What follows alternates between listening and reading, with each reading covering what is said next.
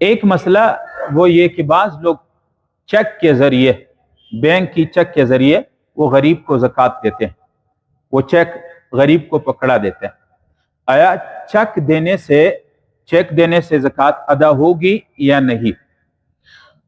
Check کے بارے میں تفصیل یہ ہے کہ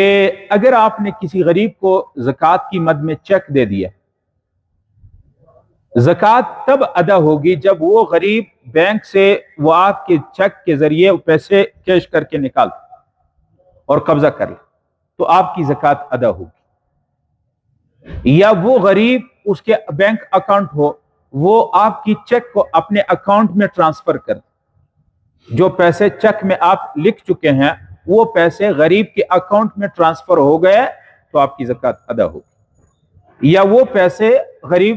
اکاؤنٹ نہیں رکھتا ہے، وہ پیسے غریب نے آپ کی چیک لے کر کے بینک سے پیسے نکلوا دیے، قبضہ کر لیا، اب آپ کی زکوٰۃ ادا ہوگی۔ اگر وہ بینک کی چیک غریب سے گم ہو گئی تو پھر آپ کی زکوٰۃ ادا نہیں ہوگی، یا انہوں نے بغیر قبضہ کیے یا اپنے